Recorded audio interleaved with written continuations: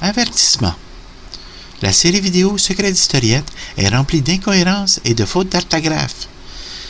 Je n'ai pas terminé ma deuxième. J'ai commencé à travailler à 8 ans. C'était de même dans mon temps. Amusez-vous quand même. Cette information sur mon passé était justement un secret d'historiette. Bon visionnage, là.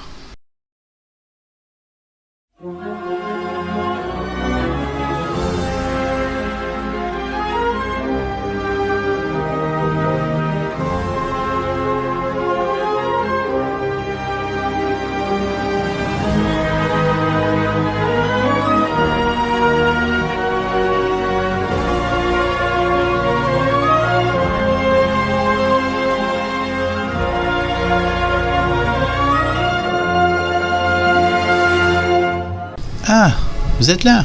Vous savez, avec mon travail, on n'a pas toujours le temps de s'émerveiller devant la vie. Alors aujourd'hui, je vous invite à Secret d'Historiette pour vous faire visiter les passions de Mémé. Et on commence ça maintenant. Venez avec moi, là.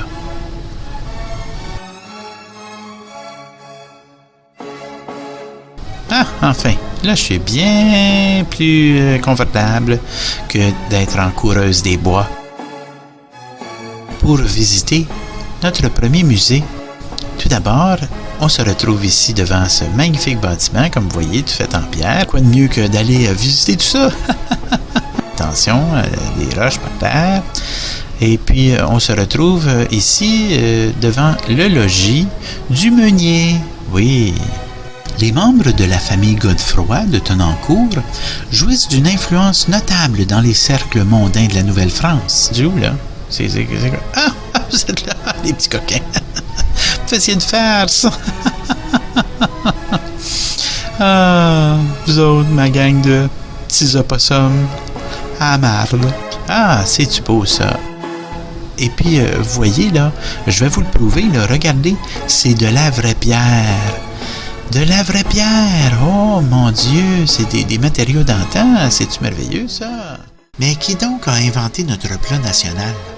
Plusieurs endroits se disputent ce mérite inégalé, mais c'est ici, au moulin seigneurial de Pointe-du-Lac, qu'elle a été créée. Laissez-moi vous en parler plus en détail. Certaines rumeurs diraient que elle aurait été aperçue pour la première fois dans un bosquet devant le restaurant autrefois appelé le Lutin qui rit à Warwick.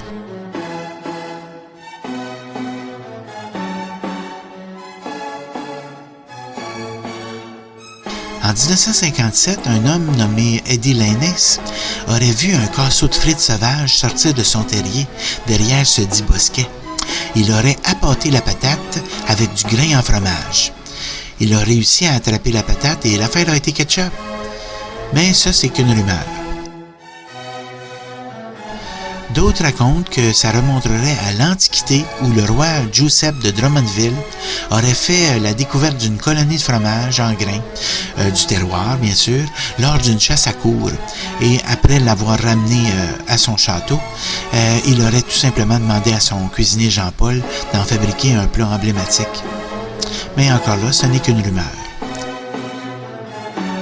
D'autres personnes pensent que la poutine soit née à Princeville en 1966. C'est celle que l'on prénommait la petite vache, d'autres l'appelaient la princesse. Cette femme énigmatique très connue de la région, qui était mariée à une patate de province, qui a donné naissance à la poutine. Oui, l'ADN de la femme et celle de la patate auraient donné naissance à un gros bébé poutine de 10 livres.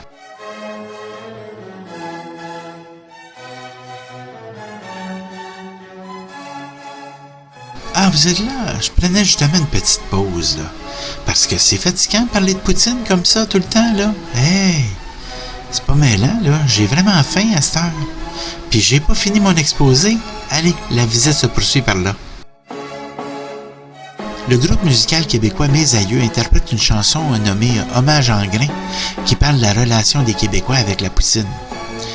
Il y a aussi le chanteur Mon oncle Serge qui a abordé ce mets populaire dans une chanson nommée Les Patates. Le duo comique montréalais Bowser and Blue a composé l'hommage aussi The Night They Invented Poutine. La chanteuse québécoise Linda Lemay explique le terme à son public français dans un cours de québécois. La bande dessinée aussi La Belle Province, où Luc et Luc se retrouvent dans des bars où les Québécois se battent avec de la poutine. Le Festival de la poutine de Drummondville a été créé en l'honneur de ce plat par le groupe Les Trois Accords. Il y a aussi l'éditeur québécois de jeux de société, le Scorpion Masqué, qui a publié en mars 2009 un jeu de société intitulé Miss Poutine.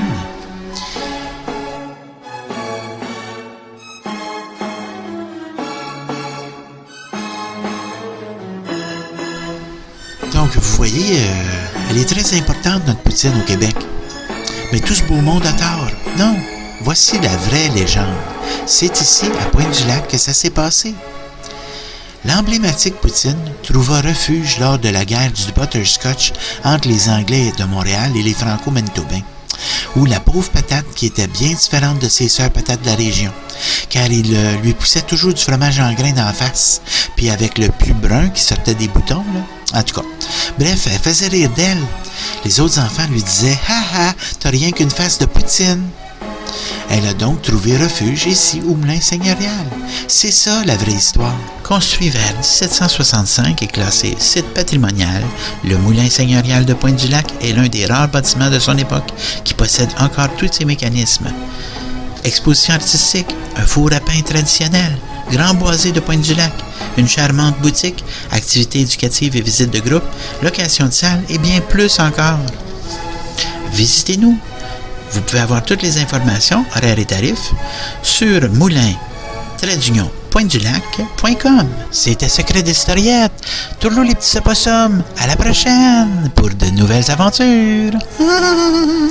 Bye bye! Oh mes amis, je vais vous chanter la chanson des mensonges. Oh mes amis, je vais vous chanter la chanson des mensonges. S'il y a tes mots de vérité, je veux que l'on migre en onguet. Oh laissez-moi aller, aller, oh laissez-moi.